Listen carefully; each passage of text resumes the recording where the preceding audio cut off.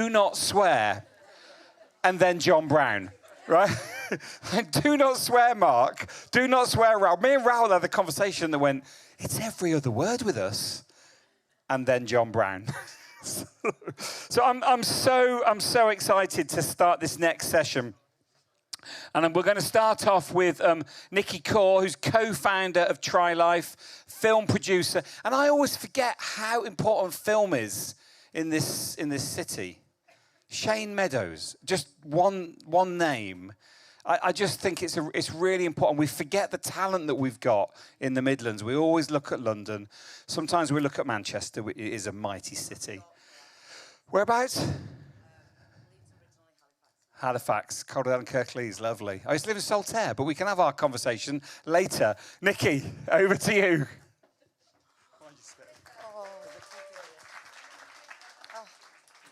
Afternoon, everyone. Can everyone hear me? I just want to say thank you. I'm not a public speaker. Where am I clicking? It's this one. I don't know if the guys are up there. It's all right. My name's Nicky Kaur. I'm from Leeds. I'm an interactive filmmaker, and we've got a video to show you in a minute. But I'm an interactive filmmaker. What is interactive film? Interactive film is where you choose what happens next. Every decision we make in life changes our reality. And what I started doing in 2011 was looking at decision making for young people. Young people do everything emotionally. They have no hindsight, they have no foresight. So everything that they do comes from how they're feeling inside. What we realised was that local authorities, Public Health England, they all have lots of health messages and lots of stuff that they want to promote to young people, but they've got no access to communication. Long gone are the days where you could just print a leaflet or put chlamydia advice on a beer mat. So what we done, we took them public health statistics for each region and we created interactive films. So I'm not just a filmmaker that parachutes in and parachutes out. What we actually did was start doing co-production. This is in 2011 when people thought I was a bit crazy when they were like, you can't write 450 pages of script. You can't co-produce this with young people and get them trained up and give them IMDb credits and pay them a wage. Well, we did.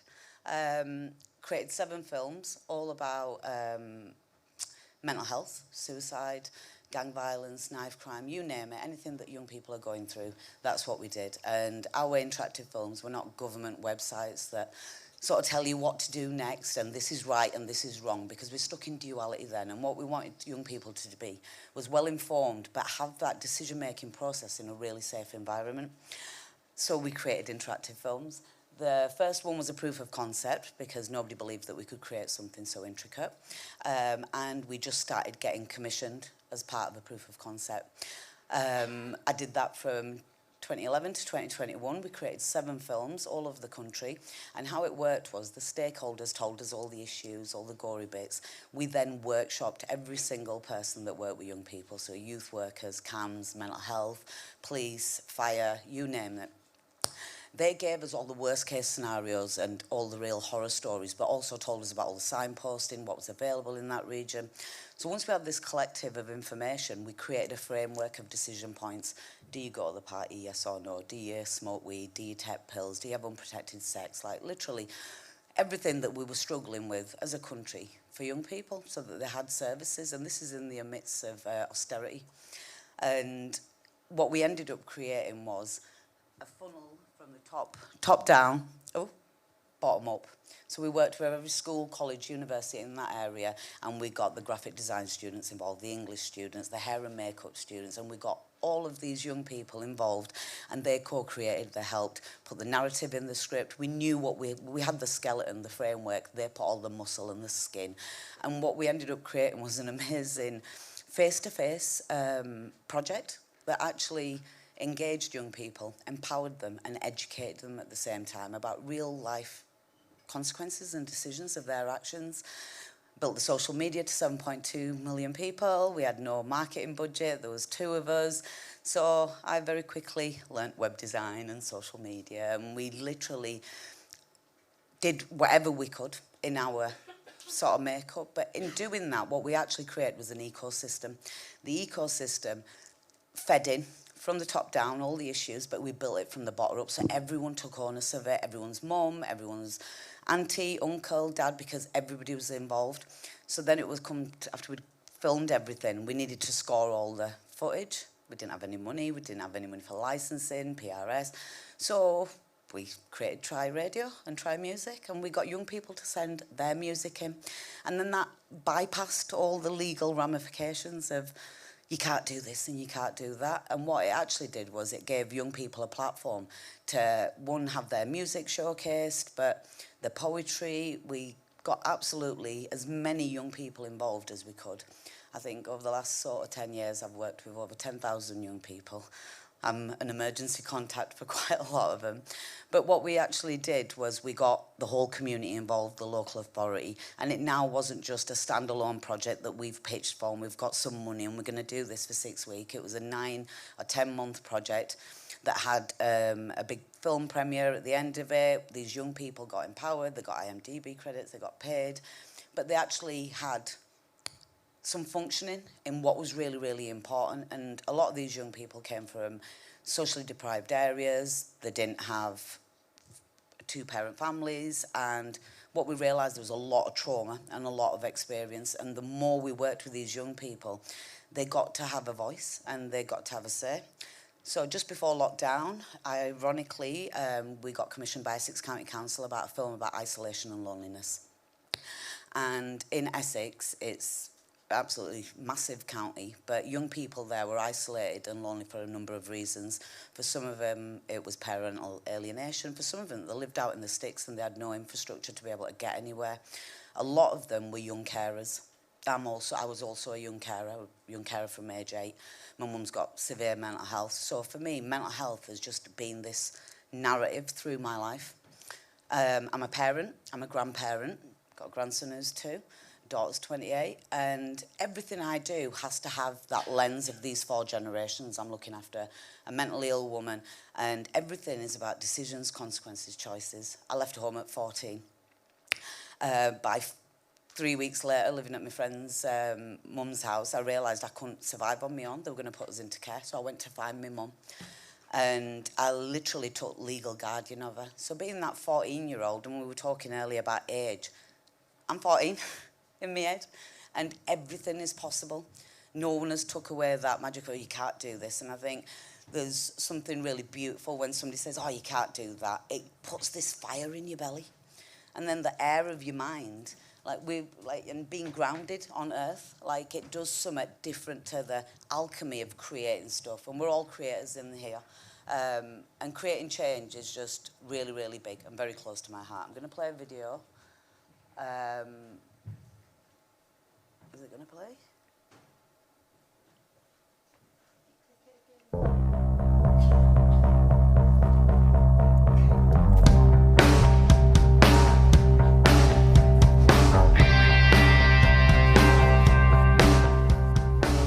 I see you found your place in a world of hate.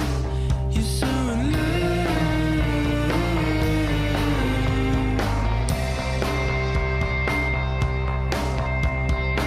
I see you suffocate in a storm of fame. You're so in love.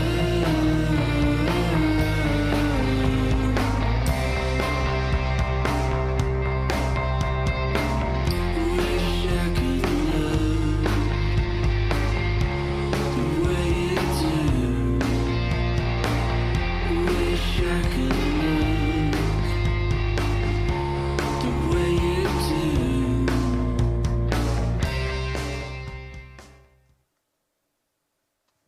That's just one of them. All the films are available online for free at trylife.tv. That's trylife.tv. And I just sort of want to talk about that decision-making bit. You know, we talk about all the issues that we've got going on, whether it's the cost of living or whether it's the climate situation that we have now. And that decision-making, we all have a choice, whether we're buying from somewhere, even the way we speak. And I think there's so much fear-laden stuff that the minute we open something out, you get to see how things work. And when we see how things work, we can see how they work better. And I think everything that I would like to attach my name to has to have purpose, because people with purpose progress. And the ecosystem that we built of not just these civil servants and third sectors and charities, but the local community, but also the governmental stakeholders that actually have a duty of care for every single person in the country, on the planet. And how do we use behaviour change to actually empower people to make real change? And I think as a creative, it doesn't matter whether I'm running a workshop, making a film, I'm a production manager. Every single thing that I do, I have to think of that whole ecosystem of it. And I think when we start working in that ecosystem, everything becomes altruistic. Chrissy's not going to miss out, I'm not going to miss out, Raoul's not going to miss out. We all have a part to play. I created interactive films, and it's like, how can I use this now? And me and Chrissy had taught about the choice, which was, we all have something that we do, and we all have social media. So instead of the doom scrolling, why don't we post something that's actually beneficial to help other people? And I think it's going to take a collective. We spoke about this earlier. So we talk about creative conscience. How about a collective creative conscience? Because time has literally gone. We have no time left, and there's so many things that we're all really, really passionate about and that are really important. You know, most people, we want a roof over us head, food to eat, and just no stress. But if any of them components, you know, we talk about Maslow's hierarchy of needs, a lot of it is feeling safe. And when we've got austerity, well, like even the stuff that's happened in Nottingham this week, my heart goes out and I'm sending peace to their family and friends. But little things like that, they mess with our frequency. So if you imagine, we've all got trauma of some level. We all run on fear. When that fear is activated, we cramp up. If we empower each other, not just in education, but if we empower absolutely everybody, we're going to find solutions. It's a natural byproduct of it. I've got 3 minutes and 56 seconds left. Has anybody got any questions? No? Anybody? What next? What's next? So I am proposing at present The Choice, an interactive platform that is populated by content from the community. I don't want to be a person that talks down to anyone, because I'm then understanding because someone's talking down to me. When I overstand is when I've zoomed out and I look at it as a whole. And if I'm benefited, nobody else should lose. So if everybody wants to win and everybody wants to benefit, how do we marry them together? And it comes from that inner standing. Anxiety is for a number of reasons, but the majority of it is because we don't practice self-care. So I ask is, how can we use social media for good? How can you empower not just about the planet, but about yourself, your own personal care? If we are a reflective, if we are the microcosm, every single human on the planet, if we are the microcosm of this macrocosm, of this universe that we live in, then I think we've all got part and parcel, part to play. I think I'm done. Thank you. Oh, question. Yeah, you're not getting out so quick. I was really struck by that, being trapped at 14. I was really struck by that. I think we all probably recognise that. You're not 40. You're not that little I'm girl not. anymore. I'm 45. I'm No, a but grandmother. the age is irrelevant. You're not that little girl No, anymore. no, I'm not. What advice can you give to other people that feel trapped in aspic at a certain age? How do you, or in amber, how do you help them move forwards? I feel like I should sit down and tell you how I meditate. So I have a chat every day. Up until 2 years ago, I was with part of Try Life, and when you've got this passion and you use all your aggression to make something really happen, what you do is you don't look after yourself. So the one thing I didn't do was look after me. I looked after everybody else, woke up at 4 a.m, went to bed after everybody else, last person to eat. And what I actually did was really good for my creativity, because I just had these bursts. But longevity-wise, I had this amazing 12-year experience with this company, went all over the world, met the heads of the Bloods, Crips, Mexican Mafia, wanted to create an interactive film about teaching their young people. So everything has been around education. Won Buckingham Palace's business competition, came first out of 2,100 companies that were using technology to benefit humanity. But all of these moments, I never took time. I never enjoyed them. So I can talk about them now, and I'm just like, wow. Sorry. I actually did that. And now, well, the last 2 years, self-care is paramount. The more I look after me, the better things just flow.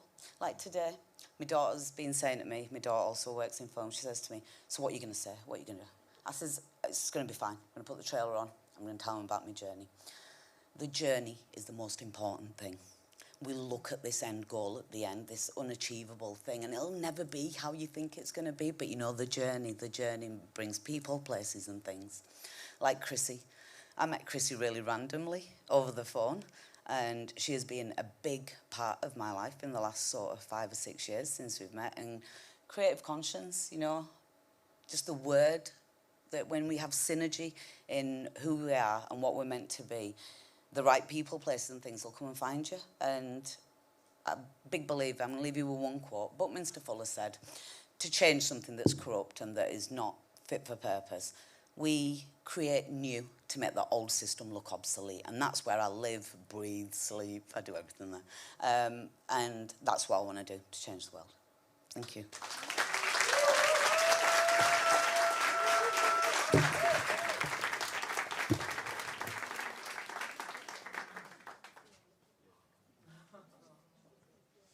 And that's true. Yo, hang on, better have a thing, hadn't I?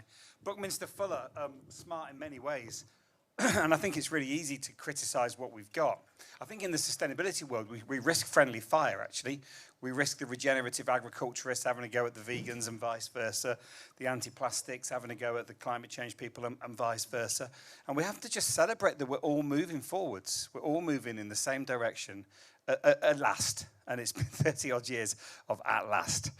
Next up, we've got Nick Ebb. I actually met Nick at, this is going to make me sound really old, at Jonathan Porritt's leaving do a few months ago, because Jonathan Porritt's just left Forum for the Future, and I've known Jonathan since before Forum for the Future. And you get to a point, I got to 54 and thought I was still like the young, kind of vibrant, disruptive one. I'm not. That's not my job anymore. It's not your job anymore. That's your job. It's your job out there. And Nick and I stood there and had a chat and got on famously, and I'm delighted to introduce Nick to talk about sustainability and architecture.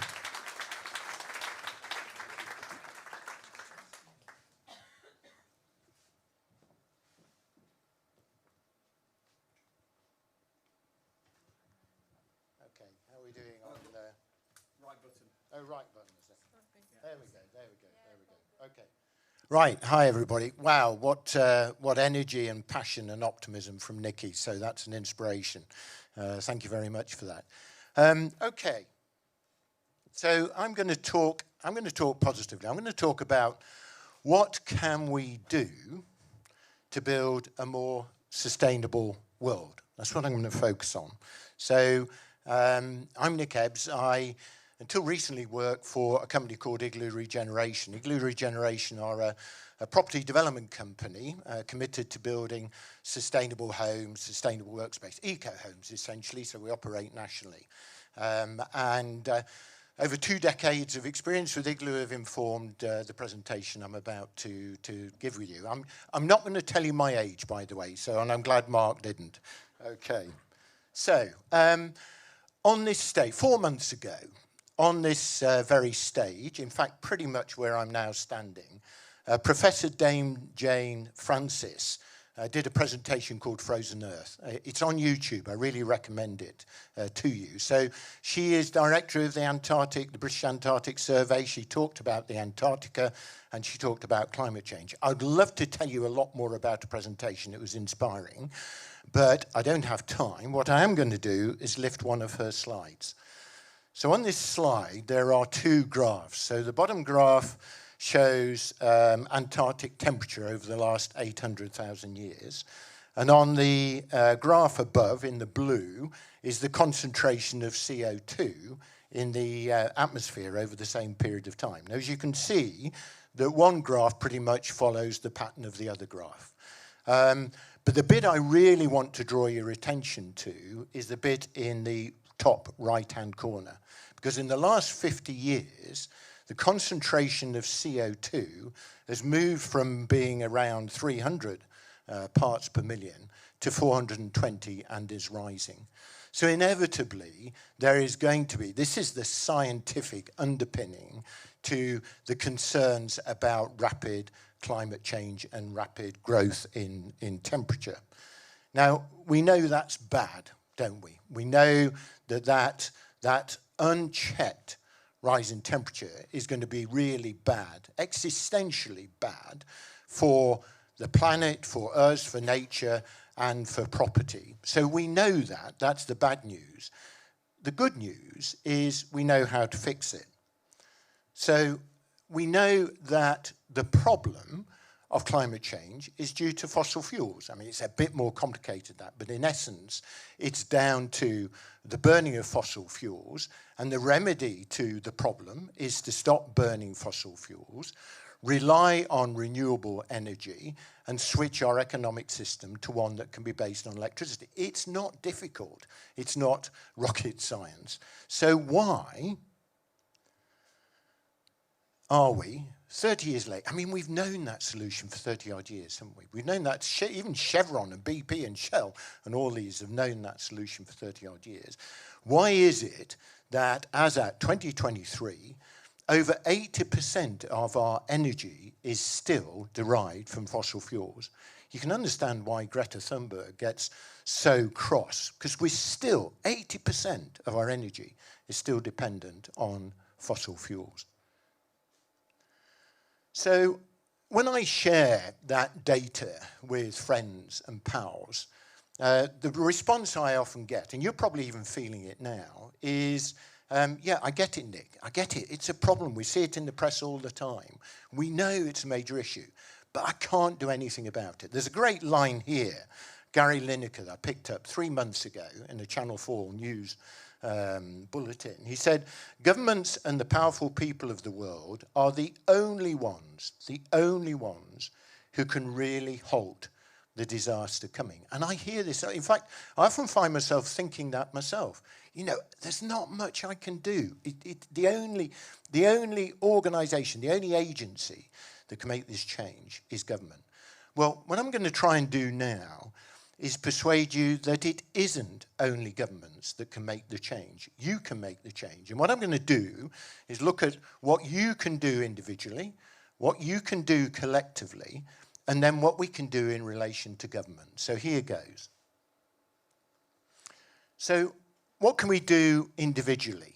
You know, not dependent on anybody else, just in terms of what we do ourselves.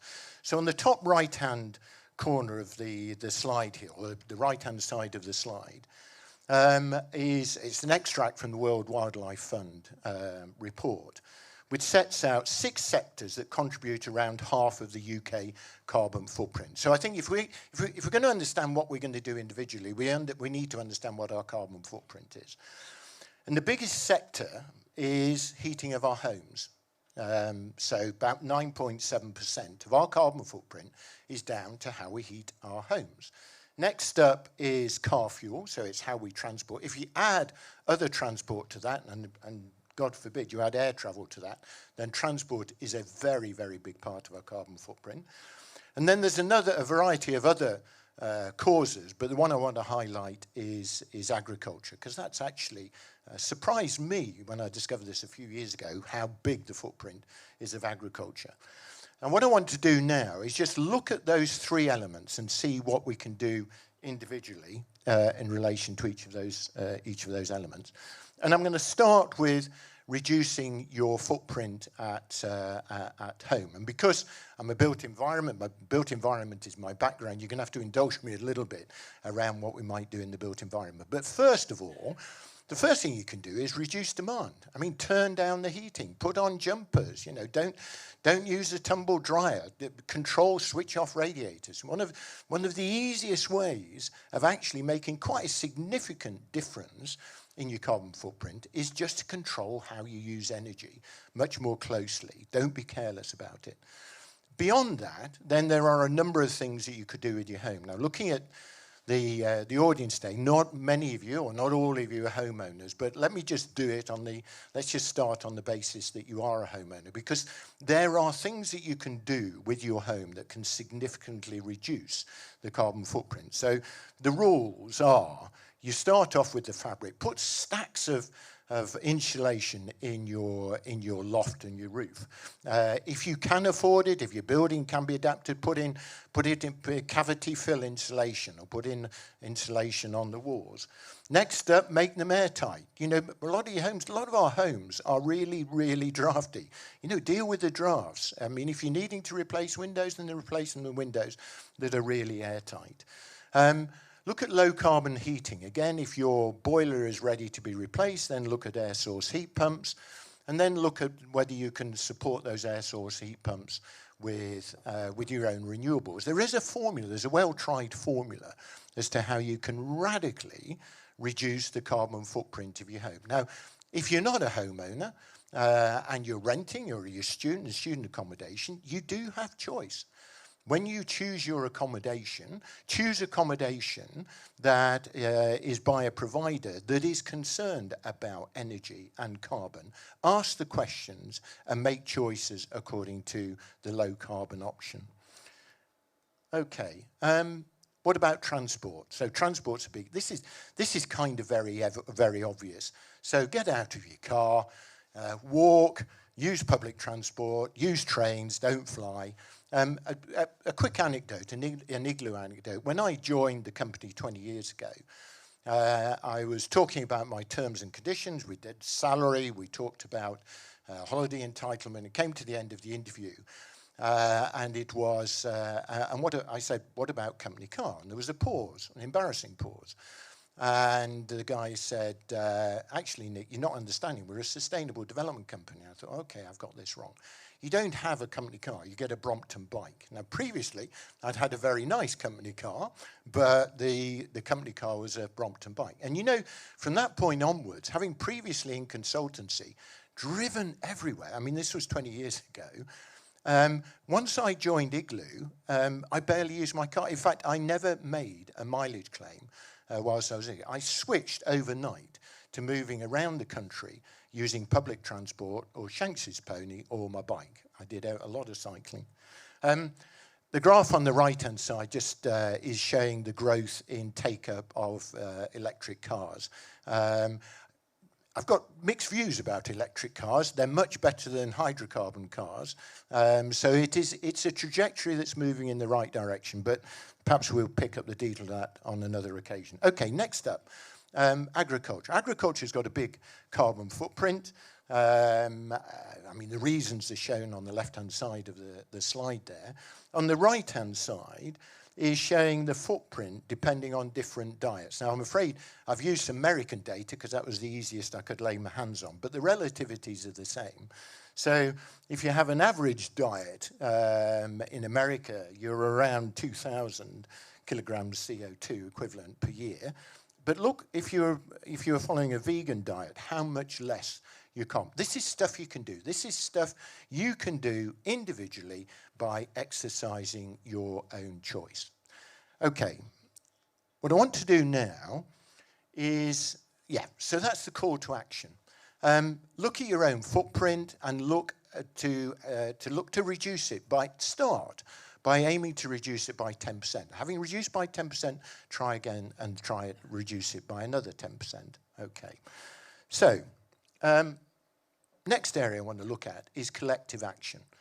So I want you just to think about all the various organisations and groups that you belong to. So what's on the slide here is, I mean, crudely the sort of groups and organisations that I belong to. Yours will be very, very different.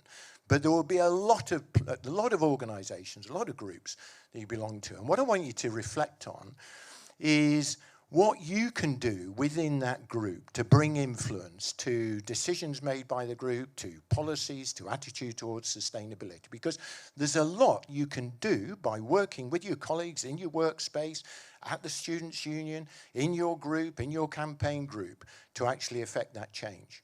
So when doing presentations like this, I'm always a bit torn as to whether I want to go early and get the presentation out of the way and enjoy everybody else's presentation later, or come halfway through or towards the end and I can feed, off the earlier presentations. Today, I'm delighted to be towards the end rather than beginning, because so much of what we've heard today illustrates the point I'm making here. So first presentation, Leaded Architects, showed how the staff working together have moved their company in a much more sustainable direction. I mean, that's a really good illustration of the point that I'm making. So they switched their pension fund, they supported community food growing, they are bringing their skills and talent towards sustainable development. They cited the TV studios.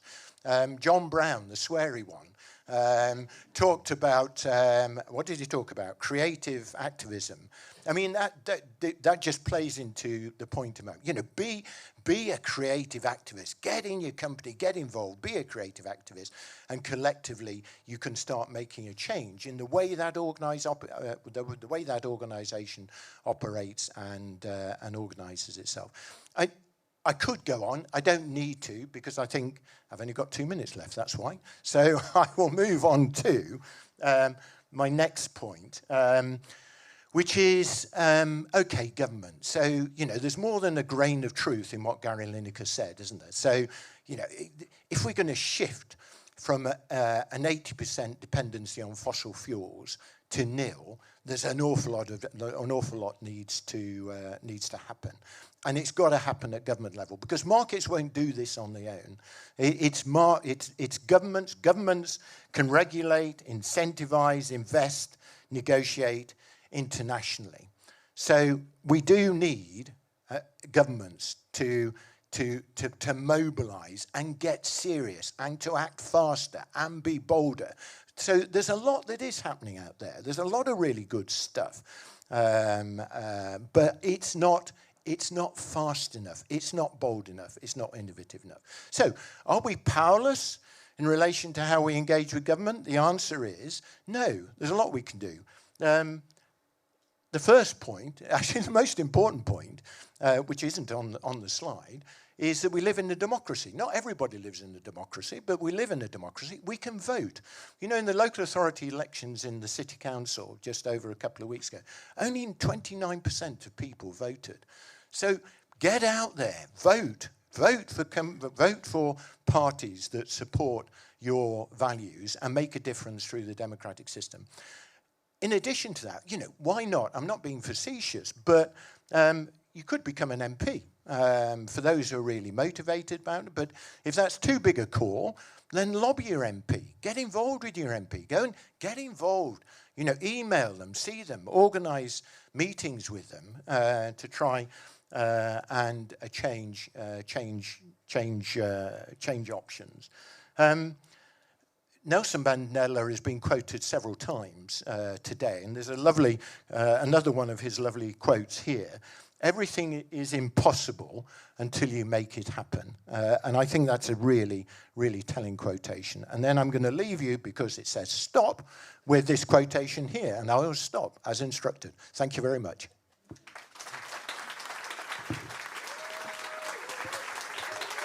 So much. Thank you, Nick. I love this whole idea of stronger together. I think it's really easy to feel demoralised sometimes, but every single bit of a degree matters. We might not have met, we're probably going to hit 2 degrees. We are going to hit 2 degrees. Every single 10th of the degree really, really matters. So we've got to keep fighting. We've got to keep fighting. And I recommend a book. You might not like Alistair Campbell, but his book, But What Can I Do?, is a really good kind of set of blueprints for how to, not just on sustainability, but how to mobilise, be heard and be seen. And it's well worth a read. Thank you.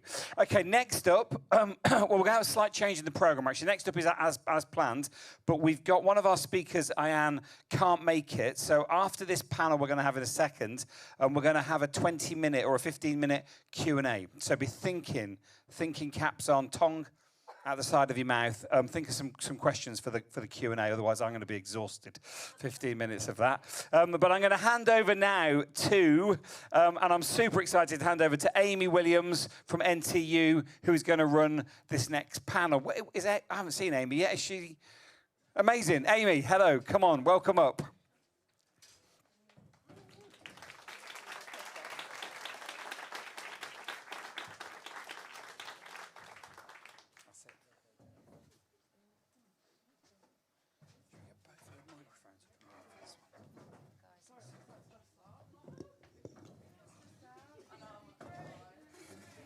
Amy, there's that one. Thank you. Oh, I'm not.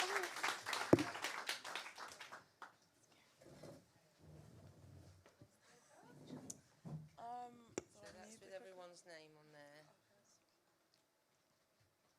Okay. Hi guys. So my name's Amy Williams. I'm a third year fashion communication and promotion student at Nottingham and Trent. I'm actually about to graduate, so I'm going to graduate in July. But yeah, so I won the Creative Changemakers competition. I won the Focus Award at NTU in recognition of my dissertation. And my dissertation was basically exploring the Black experience working in the fashion industry. And the aim of that dissertation was to shed light on the importance of authentic representation and inclusion of Black and brown minority creatives in the industry. And my dissertation was also sort of like a vessel to educate my educators in a way, to sort of see creativity through a lens that isn't so Eurocentric, and it was inclusive of creatives that really inspired me, as I was sort of feeling a lot of imposter syndrome whilst I was on the course, due to not having as much sort of diversity around me as what I'm usually used to, as I came from Leicester, which is like super diverse. So yeah, it was just a bit of like a culture shock for me. So that's just a bit of background like about me, and sort of like why I'm leading this panel.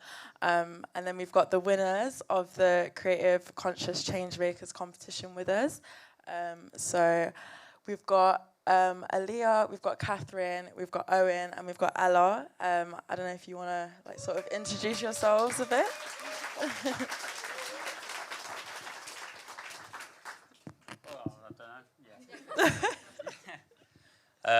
Hiya, I'm Owen Sutton. I graduated 2 years ago.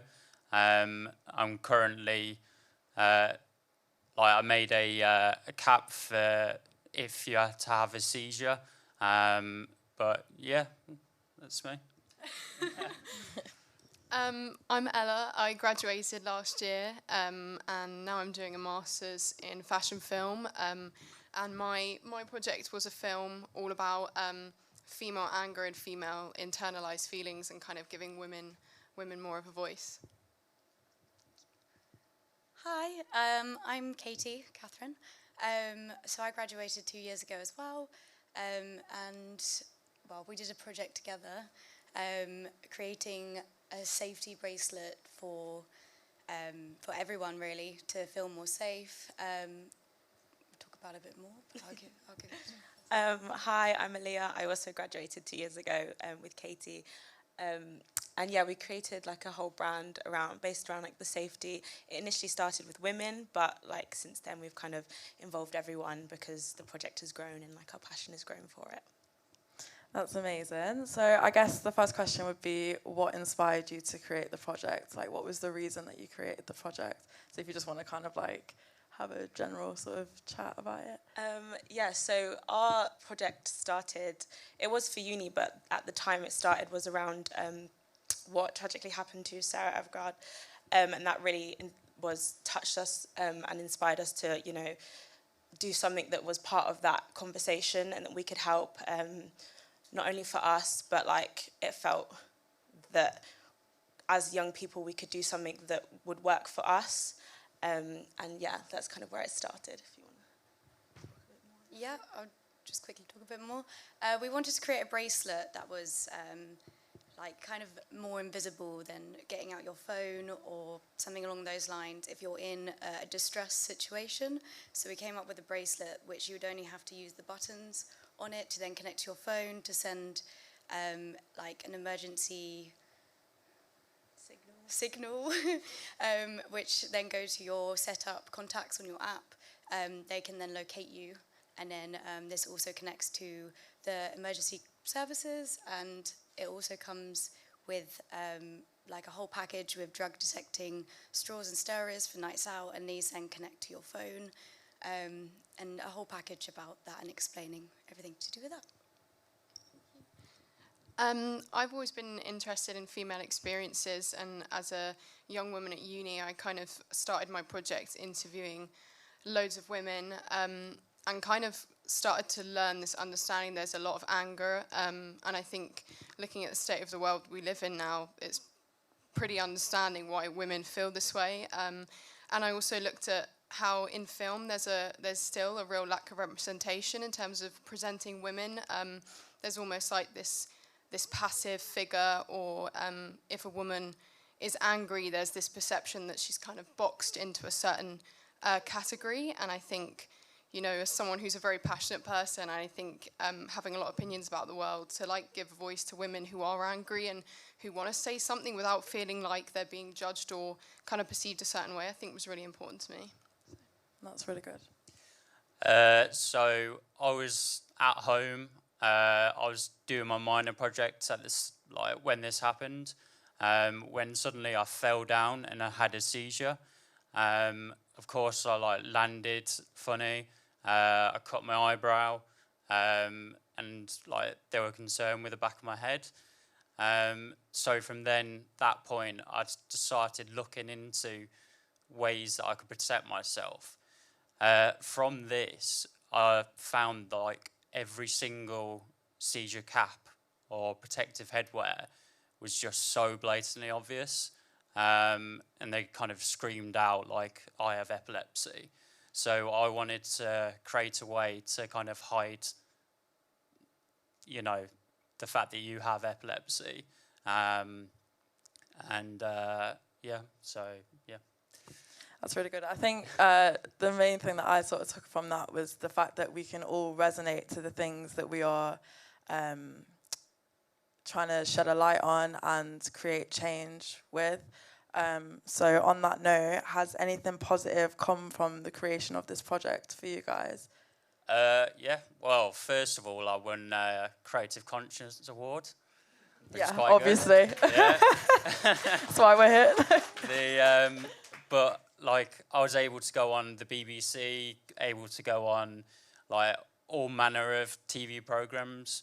Oh, wow, that's amazing. I was in newspapers, written about in articles, and the most important thing I feel was that I was able to go on these shows and raise awareness for epilepsy, and kind of like tell people what to do if someone wants to have a seizure, and like not to panic.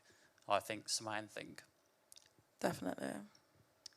I think doing my film and my photography it was the first time I've ever done anything completely out of my comfort zone, and I had mostly all-female crew, and to have a role where I'm kind of leading a massive crew was a big deal for me. I'd never really done that, and I think making this film really set me for what I want to do in the future. And I've just recently done another film all about Saudi women and representation in that, and I think doing this project kind of gave me the light bulb moment to realise that a lot of my films, I really want to do them about women and giving more women the voice and more opportunities. So this kind of set it in that direction.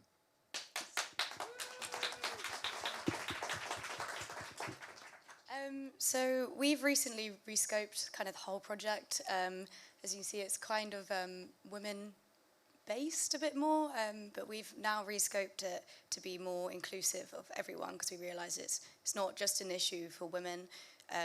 Like, I don't know, parents might buy the bracelet for like their son going to uni. So we've completely redone it now, and in hopes to take it forward, there's been talks about creating the app. for real, and going forward with it that way. So yeah, I think we're going to start making it a real thing, which would be awesome. So yeah.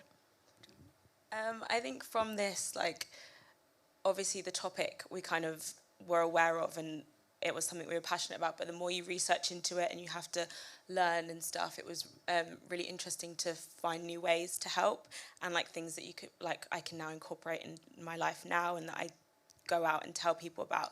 And I think that's like the most I could take away from this. Yeah, that's really cool. I would say I want to answer this question as well. So the most positive thing that's come from my dissertation for me is kind of similar to what you said about the using sort of taking agency and sort of using the opportunities that you have as sort of like a vessel to raise more awareness for what it is you're sort of advocating for and talking about. So with me winning the competition, my big idea, sort of like statement around my topic is now displayed in Bonington Cafe, which is on the NTU campus, which is like the art building. So when people go in there, they can see that. And from that as well, I've also now started mentoring someone who the topic really resonates with. So yeah, I think it just goes to show sort of like the humanity in these things and kind of cultivating that sort of community around you, because it's so much bigger than us. It's kind of like you're giving people a hug that resonate with it, because these issues are, you know, they're not just sort of like buzzwords or things that, you know, like they're real issues and they're real things that can make a real impact on people's lives. So yeah, I just wanted to add that. So what piece of advice would you give to anyone wishing to make a positive difference around the particular issues that you've covered? I think for me, like I said before, the more passionate about the topic that you are and the more it hits home for you, like pick something that is going to sit well with you, because that will drive you to like take it as far as you can and like have those big ideas that may eventually need reining in, but go big. And that comes from caring about something. So if you want to create and you don't know where to start, I would start there. Definitely. Just touching on that, me and Aaliyah started this project as a card project, and we were doing some wild illustrations, and the topic just went on because we were so passionate about the topic. It just went from 0 to 100, and I think we fleshed out in like a day, and then we were like, right, how do we do it? So yeah, just if you're passionate about it, just go for it. Keep rescoping it, keep going over it. But yeah. Yeah, I would just reiterate that. And I think, especially for film, for me, it was, you know, it's all about storytelling and, you know, really being authentic. So I think if you go into a topic that really means a lot to you, like interviewing people, I think is so important. I spoke to so many different women, and just to hear all their stories was so important, because even if you feel something, it's nice to know that you're not the only one and that so many people feel the same way. And I'd also say, like, just branch out to anyone you can. When I was doing this first film, I'd never made a film before. I've always wanted to, but I'd never done it. And I pitched to some film students, I got them on board, and I ended up directing. I don't know how I did it, because I really didn't know what I was doing, but it ended up, you know, going in the right direction. I think trying to get as many people on board and collaborating with so many creatives is honestly the best thing, because a team is just so important to anything you do. Definitely. I would definitely say there's so much power in collaboration, for sure. What about you? I'd reiterate the same as what you were saying. You know, I reached out to, it was about 140 people, 130 replied back to me, you know, just going through their experiences. Yeah, I've lost my thoughts, sorry. Yeah, I'd say, like, just the community. Like, I was speaking to one woman out in America, and her child had epilepsy, and she says that the second he puts on his helmet, he just disappears, like the spark just immediately goes out of him. So she said, like, something like this would just mean the world to her. To be able to see him just act like a normal child would just be great.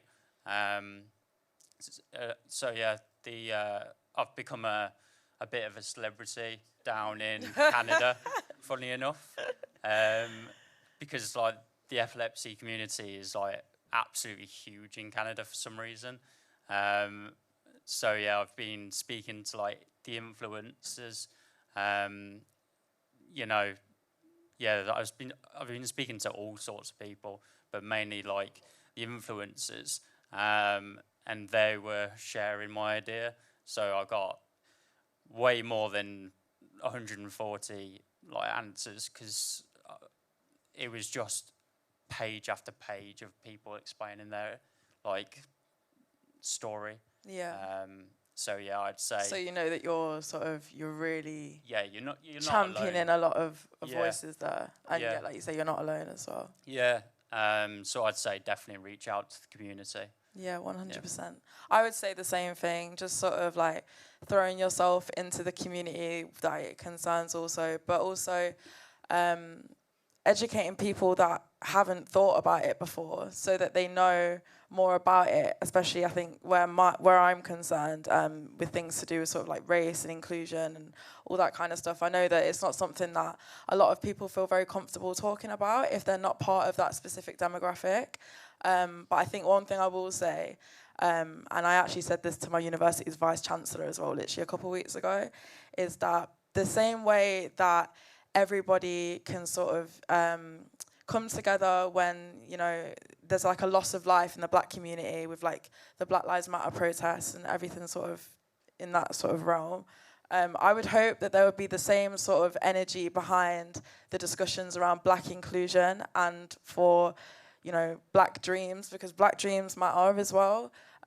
So yeah, I think throwing yourself into the community, using social media, like using your agency, like you never know who's looking, and literally anybody can look at your stuff. So like, my advice to you guys and to literally everybody that has a mission, like, is literally just to hone in on that and just go full force with it. And yeah, find your people, find your tribe that like support it and that it resonates with, and yeah, just throw yourself into it and just go full force, really. That's the advice that I would give anyway.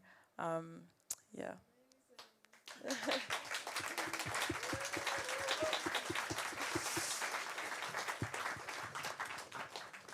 Oh, we do have 3.5 minutes left. I don't know if you guys wanted to touch on anything else to do with your projects, or are you like pretty happy? Yeah, I mean, yeah. There was one other thing that I was meant to mention. Yeah. Like I had all sorts of people come back to me, so much so that I had like Canadian businesses come back to me. Again, why is it so popular in Canada? I don't know. But like one company creates like a shower belt that instantly turns off the shower if you're to have a seizure. So it's like people like that just like open your eyes to different avenues you could go down. 100%. Yeah. Yeah, definitely. Who's next? Yeah. Who wants to go? We've got 2.5 minutes. Yeah. Has anybody got any questions or? Yeah. Is there any questions? We're going to do a Q&A with everyone later in a minute. But is there any questions for this amazing panel? Yes, please. We'll go here. Hello. Can I borrow one of those? I'm so sorry. I'd like to ask the filmmaker lady, what is her next project? So I've just finished doing a film all about Saudi Arabian women. I had a girl on my course. She's from Saudi Arabia, and we realised that there is not a great representation in the West in terms of how the women dress and how, you know, the West perceives them. Especially in the media, I think they're tainted in their perception, and that was something that, you know, we realised as a group we really, really wanted to do. So we interviewed like 5 to 10 5 to 10, around that amount of women, and kind of we got sat down with them, interviewed them, talked about their culture, talked about like what it means to them. And I think for me it was really important because, you know, I think you can research something to the extent of the world, but unless you get someone's real perspective from that country or any country that you've never been to, I think that was so important to me. So yeah, doing a film with women that I'd never met before, that was great. So we've literally just finished on that, and then at the moment I just started my final master's project, and I'm kind of looking at helping women reconnect with nature to kind of improve relationships with the environment. So yeah. That's amazing. One more question before the next question round. Yeah, we'll go here, please. How can we help younger people become social activists? What gets in your way? I think just empowerment, really and truly. I think everybody suffers from imposter syndrome of some sort, but I think empowerment and reaffirming that they're not alone in their sort of social, the thing that they're, I don't know how to explain it, advocating for and trying to raise awareness of, and also letting them know the importance of it. And I think also finding different ways to do it, because it can be quite heavy to do it all the time. Like it was said earlier, like it can be really taxing emotionally. I know that because I like literally was carrying out extensive primary research, secondary research for like a year. So I think finding other avenues as well to explore being an activist. So for me, it's like fashion and music and storytelling from like through events and through curating panel talks and having those conversations. I think trying to make young people see the resources that they have in front of them and how they can use those to actually further that message. So like a podcast, you know, these things are all very low budget. Like you can use an iPhone now and take a video that's like pretty high quality, or like, you know, even recording like a little bootleg podcast or something, but just encouraging them to start. And I think, like I say, just the community as well, like just kind of cultivating that group of people around them so that they're not doing it alone type thing. I hope that answers your question. Amazing, thank you. Thank you. Amy, Aaliyah, Katherine, Owen, and Ella, fabulous. Thank you so very much. I love working with younger people because it makes me feel young, and I find out about great bands as well. I'll get your recommendations later. But I remember I'm part of something called the Do Lectures, which is a bit like TED, but based in Wales and better than TED. And we tried to run a startup, like an incubator. It was like pitch your tent on day 1 and pitch your business on day 20. And we put out a whole load of calls for great ideas, and they were dreadful. They were embarrassing. And I said to Dave, who owns the Do, I said, look, I can run it on no money. I can run it on no time. I can't run it on no talent. And the week after, I was doing the inauguration talk at London South Bank. And I'm talking to the students, and they're amazing. And then I looked around the degree show, and I thought, this is the talent. It's here. It just hasn't got a route to market. And there's something that's brewing in my mind that there's an incubator. There's something here that you don't need the help, you 3, you 4, but there's definitely groups of students that maybe have an idea that could punch through. And if we can help that work in any way, that would be amazing. Thank you so much for your time. I really appreciate it.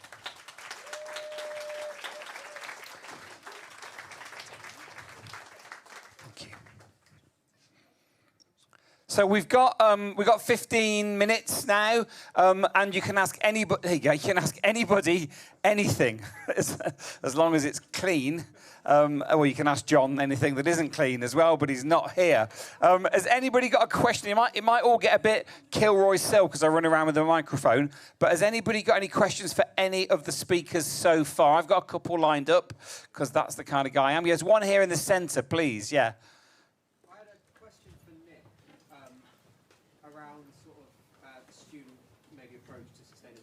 Say look at landlords who might have more of that view. How would you say students should attempt to go around that when budget gets in the way? and when there is only a handful of landlords that might be interested in that. I know my landlord, for example, I pointed out issues with double glazing, and he said, it's fine. And we've had similar issues as to one of the speakers who mentioned earlier about really bad insulation. So how would you recommend to students going about trying to find these landlords, and two, what to do in the case where budget gets in the way? Do you want, shall I, yeah. Thank you, Nick. Thank you. Do I need this? Yeah, it's hard, isn't it? So, because there's lots of pressures on your money. So a couple of ideas, and picking up towards the stuff that I was talking about at the end. So in part, it's about lobbying. So use your student union, use your university, and say, this has got to be addressed. This is really important. You know, for the student body, you know, living in energy efficient, low cost housing is really important. What are you doing? It present the challenge to those who may be able to make more of a difference. So I know both, I mean, the university we heard earlier has succeeded and has an aspiration to be the UK's most environmentally sustainable university in the UK. So, you know, hold the university to account. If that's the claim, then what are you going to do for the student body? So there's a bit there about serious lobbying through various. The other is, I think landlords will get the message, because you as students will, if you collectively show a really strong interest, give priority to better accommodation, then the lousy landlords, the landlords who are trying to get away with really shitty accommodation, are going to end up with voids and problems. So it's not easy, and I don't want to give you a glib answer, but there's a couple of suggestions. Yeah, that's really interesting. So I've got 4 kids. I know it's not sustainable, and but fun. But fun. The good consumers. But when they leave university halls, which are generally relatively well insulated, generally on a renewable tariff, and then going out into this market, and they've gone to university in London, it's a free-for-all. And it's not just that the property is uninsulated, that they are, or needs moisture issues. It's the fact that the intermediaries, the estate agents, are doing a deal with really dodgy energy providers that cost a fortune to get out of and tie you in for a certain amount of energy per month, whether you use it or not. How do we even begin to regulate that?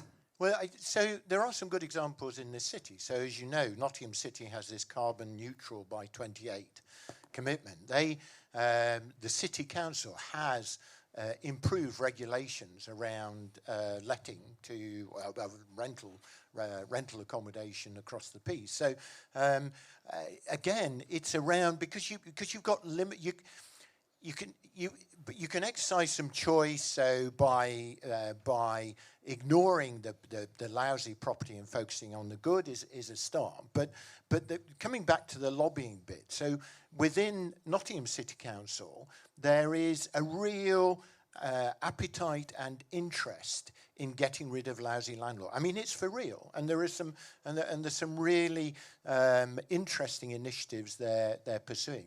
Support them, engage with the city council, use the student union to engage with the city council to improve regulation. I think it was, as I was saying in my last slide, there is some stuff that it's really difficult for us to do. So we have to get others to do it. And then to get others to do it, we need to lobby them, we need to encourage them, we need to show them the way forward. Thank you. That's amazing. Yes, absolutely.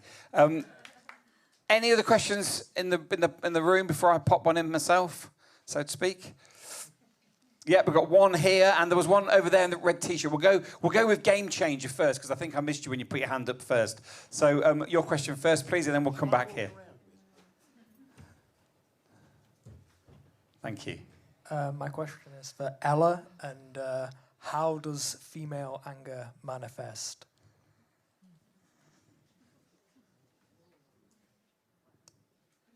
Oh my gosh, that's a big question. Manifest as in where do you think it's coming from, or? No, we know why they're angry. It's just how do they show they're angry? Oh, how do they show? Oh, sorry. So when I did my film, I took a kind of creative side of it. It wasn't as literal as showing a woman angry. I kind of wanted to use the idea of what would internalized anger look like if it morphed itself. And I kind of took inspiration from Medusa and like visuals like that, but creating a more like empowering vision of this woman. And so the photos aren't up there, but the girl in the film is like, I built like a whole costume for her, and we did her hair with these amazing wires and kind of literally created her into this really amazing, it was like a creature, but like an empowering one. And for me, that was my way of creatively showing that, because I feel like in just showing a woman angry, it doesn't really speak a lot to me. It's very self-explanatory, and I wanted to show a creative way. So yeah, that was kind of about how we can morph internal feelings and let them express themselves. I don't know if that answers your question. Yeah? Brilliant, Alice. Thank you. And then there was a question, was it Barlow at the front? Yeah.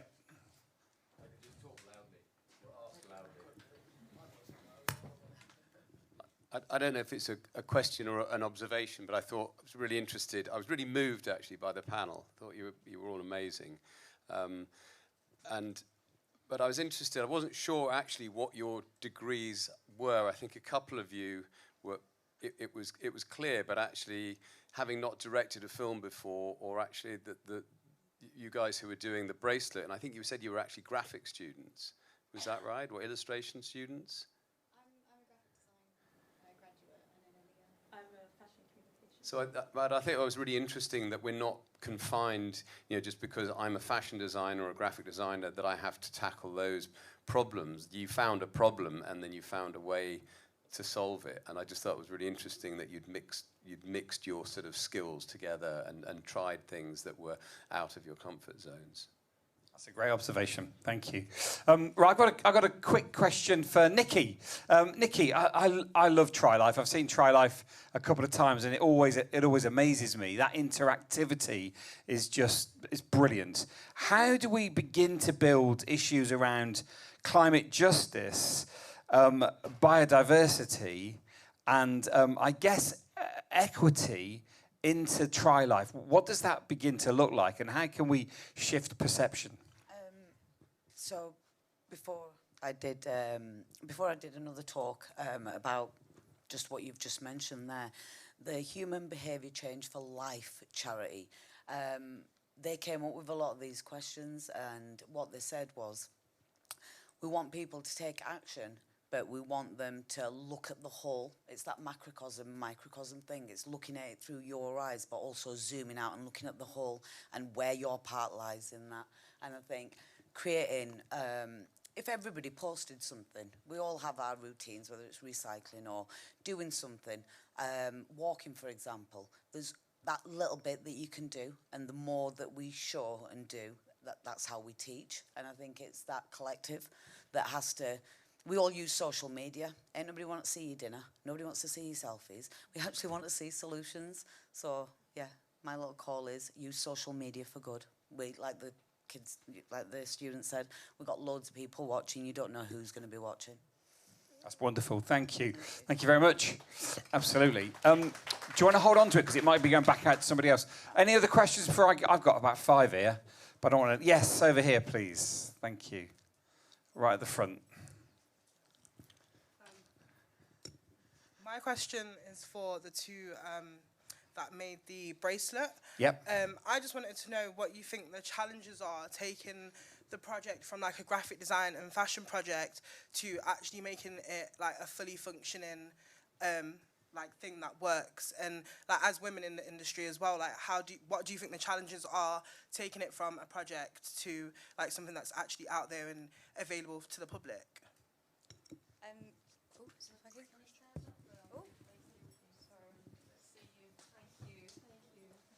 So we did do research into this. This was 2 years ago that we did start designing this, and it can actually work. We've actually seen some things come out that kind of touch upon the same principle. However, they don't have all the kind of concepts that we've included within ours, but it is actually something that can work and it is usable. Don't know if you want to touch on. I think when you have something new like this that is not tried out yet, there's a lot of hesitation, especially when it comes to stuff like this. People asking like, will it work? Is it necessary? And stuff like that. So I think the biggest thing is like having it developed and then like using it and showing that it works and that it's going to make a difference, because a lot of the time when things are just conceptualized on a screen with this big idea, like not a lot of people will back that it's going to make a difference. So I think having that developed will be like the biggest change. Have you been able to, the boring stuff like R&D tax credits and business plans, have you been able to get support from the uni on that kind of thing, or have you had to look outside for that? No, we haven't had any support on this. We were actually going to start like a Kickstarter and go from there. So yeah, but I got the bracelet kind of 3D modeled so we can kind of look and see what it would look like and if you would wear it. And I kind of showed it to my friends, like boys, girls, everyone. Like, yeah, I'd wear that. And I'm like, okay, cool, we're one step closer. So to be able to take this to kind of a jewellerist and like people who actually make these items would be kind of the next step. So then we can go, hey, we've got a working product, like let's do this. So that would kind of be the next step. So kind of having to fund that through Kickstarter or, yeah. Yeah, or take it to Dragon's Den. And the tech side of it, so how does it connect to the network? Are you coming through the phone? Is it bouncing off that, or is it in eSIM? In the how have you dealt with that? Because I work with EE and they're amazing, and I know that sounds weird, but they're quite good. And there might be a link there that we can help you with as well. Yeah, definitely. So I know there's obviously like chips that can go in it and it'll bounce off the signals, because we wanted the bracelet to work without the phone. Yeah. If you're in that situation, your phone's died, you know, you don't want to be also like fumbling around your bag trying to find this phone if you're distressed. If it's just on your wrist, you just have to press that button and you know that signal's gone out already. So yeah, it would be like from that, we'd definitely look into different ways and what would be the most like viable solution and what would work best, but definitely more research needs to go into that, but hopefully that would come in when we get to speak to professionals about that. But yeah. You are professionals. Thank you. Wonderful, thank you. Any more questions in the room? I've got a great question for Leonard Design in a minute. Anybody else in the room with a question? Yeah, in the middle here, thank you. It's not really a question, it's just I'm from Trent as well, and I work at the Dryden Enterprise Centre. So I work at the Dryden Enterprise Centre, where I recently started up my own social enterprise. And for past NTU students and Nottingham-based people, there's startup support. So there's business advisors, there's grants available, and they've got a lot of connections, so I'm sure they'd be happy to chat to you. Boom, connection. It's like dating agency. Love that. Thank you. Leonard Design, I got a quick one for you. Going back to the 1970s, I told you it was all history with me. Coin Street and Planning for Real. Where are you? How do you involve the public in that kind of planning for real exercise? How do you involve it with the public more broadly?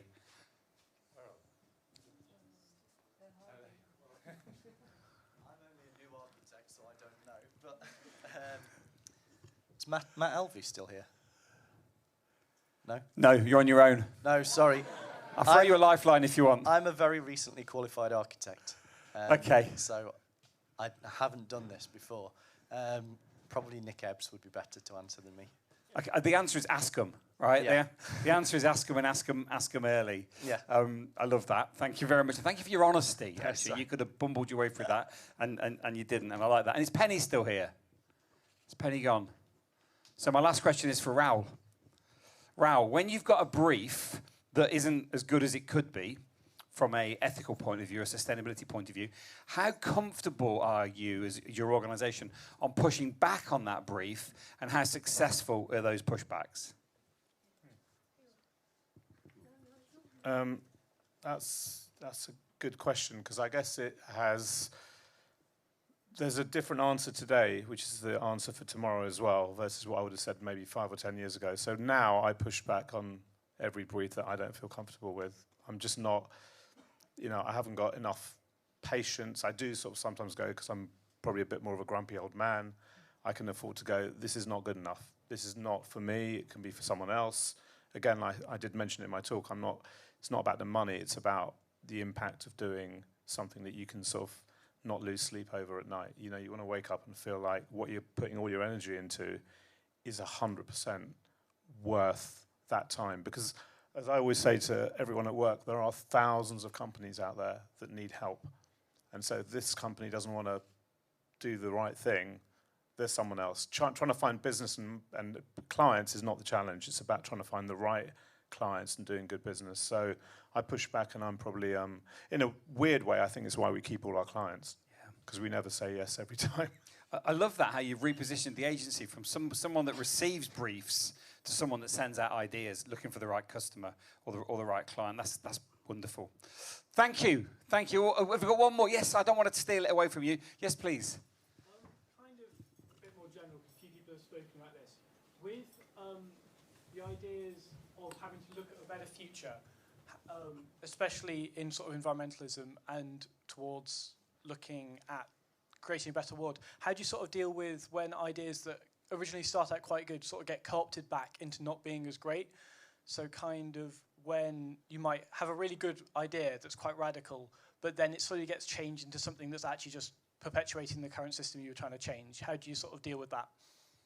That's brilliant. And that's that question generally, or to me specifically, or to Raoul? Anyone, but kind of you two. So I've had this a lot. You come up with something that's radical and inspirational and changing, and one person in the business really loves it, and then they leave. Or they get told, no, that's too radical, and it becomes watered down to the point that it looks like a fourth generation facsimile or copy of what you suggested. And I can't sleep at night if I don't go back and say, that's not good enough. Your words exactly. That's not good enough.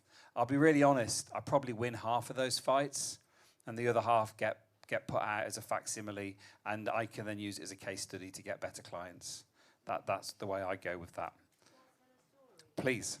On that point, I just like to tell a story. About 15 years ago, I was the lead creative at an agency in London, and we had the opportunity to pitch ideas to a big food manufacturer in the Nordics, and they were changing their entire factory line.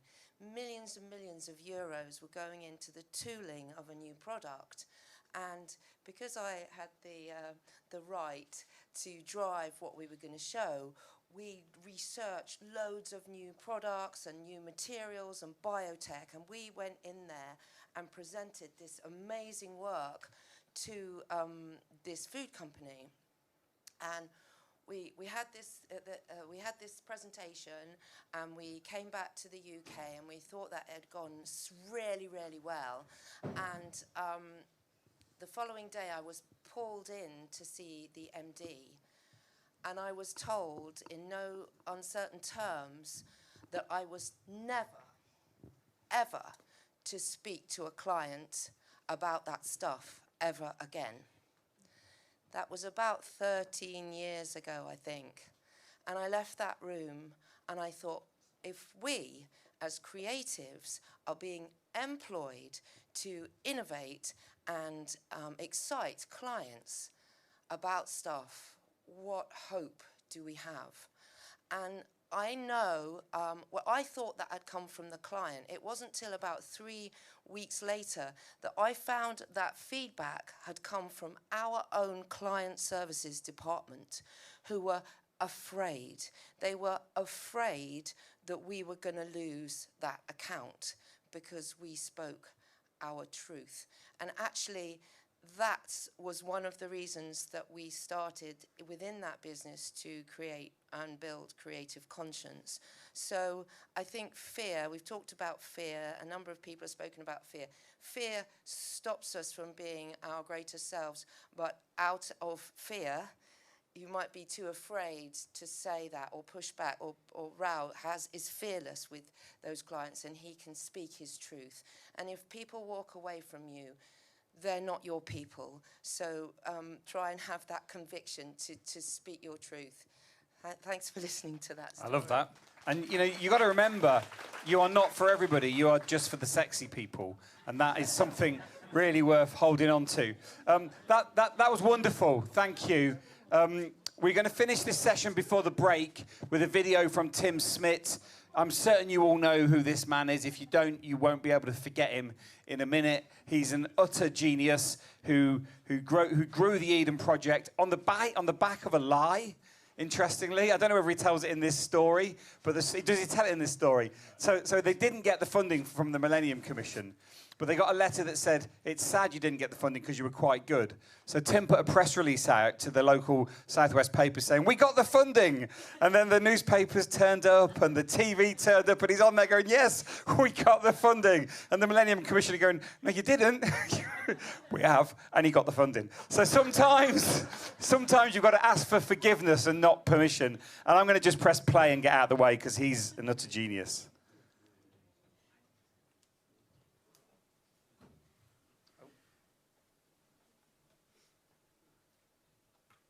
You ask a marvellous question about what future I would see for Nottingham by the year 2030. The context being, of course, that I did the Eden Project in Cornwall in a short period of time. What you don't know about me is that I have been a passionate Nottingham Forest football fan since 1967. So my first vision is a whole heap of marvellousness for the football club. My second vision for Nottingham, which has an enormous amount of potential, is that my friend Thomas Heatherwick's work will come to bear on the transformation of the shopping centres in the middle of town. Having seen his really smart design and the excitement it elicited from both public and private sector, I think it would make a real statement about Nottingham's ambition to genuinely be sustainable, because I don't know whether you've seen the plans, but Thomas has been working on the principle that we've got this tradition of knocking buildings down and starting again, which is incredibly wasteful. And he started exploring, when you knock down buildings, what happens if you just take out the sidewalls, but you make sure that all that expensive infrastructure is kept intact. You know, so the steels all remain in place and the sewage system remains in place, the lighting looms and so on. And I think that is the future. And bear in mind that so much of the architecture of the type you see in Nottingham was kind of visited upon us all in the 1960s, early 70s, in terms of its aesthetic. And yet Nottingham was, you know, it's a cliche to talk about it being the lace capital of the world. I think lace is a shorthand for, was an artisanal hub for the whole of the Midlands. And I think that with the universities there, the way they are positioning themselves right at the front end of medical research and a lot of physics research, I think Nottingham is probably going to be one of the most attractive places to live. I mean, it is if you remove the rubbish that's been built around there and reimagine Nottingham, it is a beautiful city. It is only the patina of the modern brutalism that has actually done it in.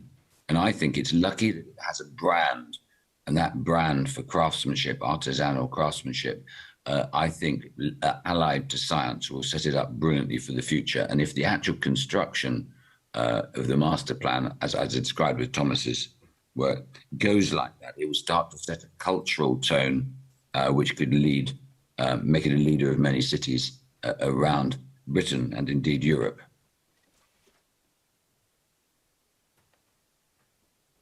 There are a whole range of new technologies I'm quite excited for. There's also old technologies called conversation, people meeting each other, creating social space where people meet not the people that they think they need to meet, but the people they didn't know they needed to meet. The wealth that is locked up in every society in Britain, if released, would actually make us a very happy nation. If you added up the value of every piece of goodwill, every piece of equipment that's locked in people's garages and attics and stores and all the rest of it, we got plenty of stuff, plenty of stuff. Therefore, what is wrong with us is, in part, it is a social will. I think the class that runs us is run out of ideas. It doesn't know how to create a story of a new Britain with a future that remains ours to make. It is an absolute shock that we have allowed it to become political, that children can't get a square meal during the day. That shouldn't be political. We should be good people, and we should make sure that all children get a good meal at school every day. And they shouldn't be distinguished for being poor. That's why they're getting the meal. All children should just be fed, if that is the deal that makes people not feel singled out for being losers. What are we doing? Our country is astonishing. I'm really excited, for example, with some of the stuff that's being done with our friends, the Khan Academy. Salman Khan's platform is speaking to 175 million people at the moment. And the Khan Academy enables us to think of the best education available to absolutely everybody. And I think the school system is actually broken. We've got marvelous teachers, but the system is just broken. We've lost touch, completely lost touch with why we educate. And there's a certain class of politician who believes that education is simply a question of getting qualifications in order for people to get work. Actually, we're going to need proper education to give people the ability to appreciate the world around them and get to care for it and each other. And I think that's coming at us very quickly. So I'm very excited about the technology involved in education. I'm really interested in how people could perhaps do part-time education as they get older. An astonishing statistic is that in Britain, only 6% of adults after education is finished go back into any form of education or courses or whatever. 6%. In Scandinavia, it's 46%. I mean, the difference is utterly radical. It is as if we've given up. The technologies, other technologies that make me excited are technologies that can sample water, that can bring water companies and the government to heal for actually spoiling the birthright of our future generations. Again, this should not be political. How dare it be political that we have clean water, fertile soil, and clean air? These should be birthrights, and it should be treason to poison these things. And one of the problems we have in Britain is that our establishment thinks that they have more loyalty and responsibility for people of their own social or economic class than they do towards the gifts that we have on our planet. And I think the biggest fracture that is happening now, I can see this fissure arriving. The biggest fracture is that within the establishment, there's now a giant crack as a whole bunch of people who believe they have a moral compass feel revolted by people who don't, and actually want to create a completely new concept of capitalism with a moral compass, which means, yes, we can make profits, but not to make profits at the expense of the planet. The current sustainability measures, the ESG measures, are sufficient. It's utterly ridiculous. What's wrong with these intellects who charge us so much money with the big consultancy companies that think it's okay to charge us for doing less bads? At what point was a whole bunch of people doing less bads a solution? It's still going to add up to a sodding great bad. We've actually got to start talking about systems and having only goods. And it's possible. We're trying to do that at Eden. We're working all the time. We've now got a hole that's 5.3 kilometers deep. 187 degrees centigrade heat is coming out of it. We're going to be able to power ourselves and be completely energy independent by the end of next year. We're going to be growing 30% of our own food. This country could have the most extraordinary revolution if it believed in the spirit which made it in the first place. I'm sorry, this is a bit of a political rant, but I believe utterly that we have an amazing future in front of us, and we need to trust the young, because so many of the young people I see in schools and also in their first fledgling jobs, give them a little bit of excitement and help with dreaming and tell them it's okay to dream, and then get them mixed up with a whole bunch of other people who dream. You can make change really radical. This is a really fine country of really good people who are just not being organized to give civic care. To release the dreaming is what we should be doing. We need to create a new movement. History has always washed away the old and come up with a new way to look at the world. And I think the time for that is now. I'm hugely hopeful. I think there's a revolution coming in the growing of things. There's a revolution coming in the manufacturing of things that we can eat through targeted fermentation technology, which I've seen. And I think that there is a very real opportunity in the future that we may be able to feed the world without ruining the world's soils. That's number one. Number two, I believe that there are forces afield in terms of technology, which is going to make education genuinely available to all. I think also that we're going to see something really interesting happen over your lifetime, which is the death of old-fashioned central government. You're going to see things being, we know that our partners, Volvo at Eden, they reckon within 15 years, they're not going to have a supply chain. They're going to be delivering everything with 3D printing platforms, so that wherever you are, whatever you want will be printable where you are. The world will be a completely different place. So food will be revolutionized and powerful locally. There will be plentiful energy. Very hard to believe today, but actually the only thing that has stopped our country becoming energy independent has been politicians who have not had a dream about how our nation could be.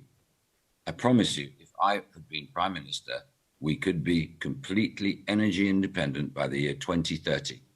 And what we would say would be, hey, you guys living around 2100, do you mind if we borrow from your future in order to give you a future? And they would be screaming, yeah, man, fantastic, borrow, so we've got a future. We should just make it a statement of national intent, and we would be so proud as a nation to do it. And I think that is why I'm so excited that now what I've described to you is a world in which you can do whatever profession you want, wherever you are, where all the food you might need can be grown where you are, where every manufactured thing could be made where you are. Even your house might be made by 3D printing. Half the roads are going to be ripped up because electric vehicles or hydrogen vehicles or automated vehicles, whichever generation we go into, are not going to need as much tarmac. The place to buy property, if you've got money, is on the ugliest streets in the cities of our country, because within 5 years, they're going to be noiseless and fumeless, and usually the extra lanes will be ripped up and you'll have gardens as well. So it's a very exciting time. So now ask yourself one question. There's only one question left. What the hell is central government for? What's it for? Oh, defense. Doing a good job at that, aren't we? So defense is the only thing you would need. Everything else could be local, which means that if you've got great education, we can educate ourselves to be great localists. Muscular localism is the future. It's bloody exciting. Stop being depressed. My ex-partner had a great phrase, which was dare to dream and organize to deliver. So all of you listening, get out there, do the daring of dreaming and organize to deliver. And also believe that great things can happen to you. They don't happen elsewhere. This is a common myth. Everything, good things happen to other people. They don't. If you work at something and you have a dream, you can make it work.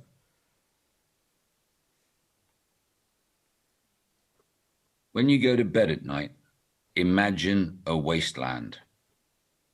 And you get up in the morning and you clear a little bit of wasteland and you put down 2 stones. Then you go to bed.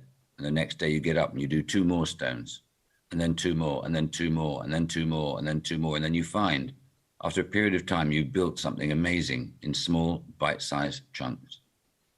Don't believe in silver bullets. They kill you. The reason they kill you is that no marvelous things come just like that. They are a composite of lots of small things coming together. Big, the best forms of big are chain links, all chained together with very small contributions by all of us, that then lead to something really big. So to keep the faith going, first of all, make some chain links with some of the people that you've come across and like. Keep that story going. Find a small project, whether it be a patch of wasteland, whether it be that you're going to paint a front door, whether it be whatever, something. Create a sort of Eden for yourself in a very small area. Don't be overambitious. Just do it. And then look at it and realize if everybody did that small thing that you just did, you could change the world.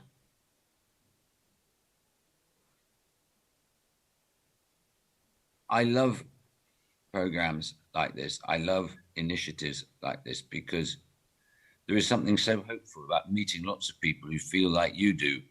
So trust. That's what I'd say. Trust that the world is a good place and it could be a much better place. Find some other people who feel the way you are. Start to form a group of people that believe that way, and nothing is impossible.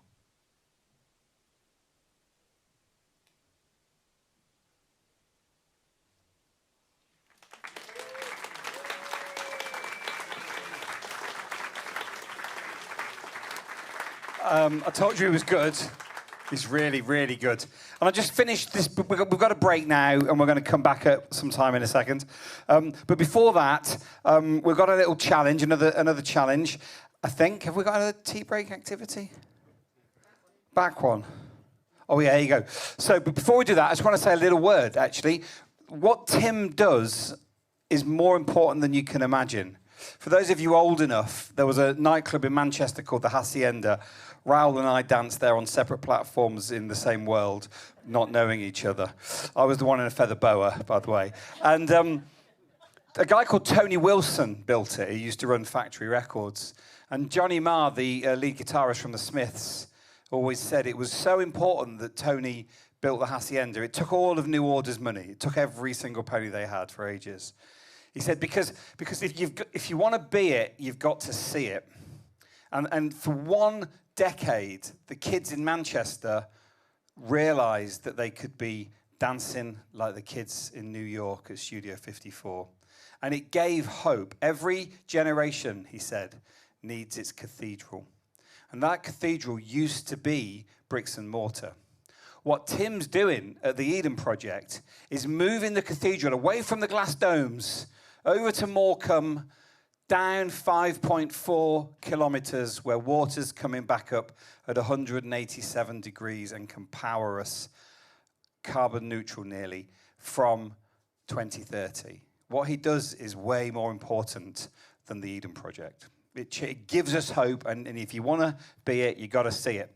Okay, so coffee time, break time, whatever you want to do. Talk to someone you've never met before and ask them, what will you do? We'll be back at whatever time we're due back. Let me just check so I get that right. We're back in at 4 o'clock with Adam Pickering. So I'll see you in 24 minutes. Thank you.